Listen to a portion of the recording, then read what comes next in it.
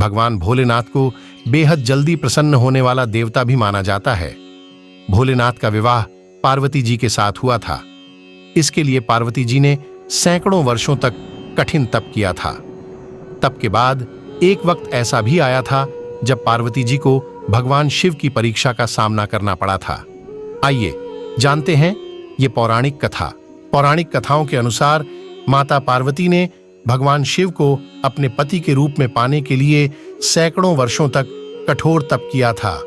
उनकी तपस्या को देखकर देवताओं ने शिव जी से देवी पार्वती की मनोकामना पूरी करने की प्रार्थना की थी।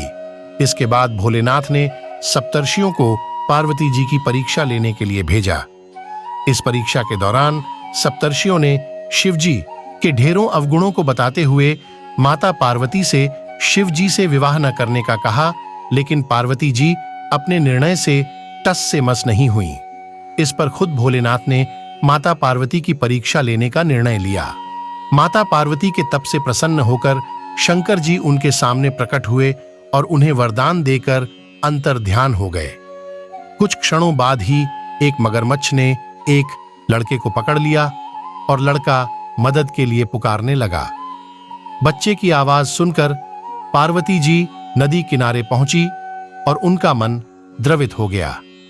इस बीच लड़के ने माता पार्वती को देखकर कहा कि मेरी न मां है न बाप, न कोई मित्र ही है, माता आप ही मेरी रक्षा करें। इस पर पार्वती जी ने मगरमच्छ से कहा कि ग्राह इस लड़के को छोड़ दें।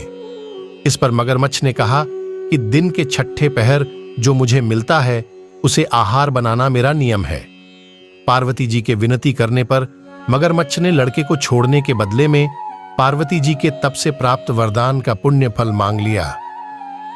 इस पर पार्वती जी तैयार हो गईं। मगरमच्छ ने बालक को छोड़ दिया और तेजस्वी बन गया। अपने तप का फल दान करने के बाद पार्वती जी ने बालक को बचा लिया और एक बार फिर भोलेनाथ को प्रसन्न करने के लिए तप करने बैठ गईं। इस पर भोलेनाथ दोबारा प्रकट हुए और पूछा कि तुम अब क्यों तप कर रही हो? मैंने तुम्हें पहले ही मनमांगा दान दे दिया है। इस पर पार्वती जी ने अपने तप का फल दान करने की बात कही। इस पर शिवजी प्रसन्न होकर बोले, मगरमच्छ और लड़के दोनों के स्वरूप में मैं ही था।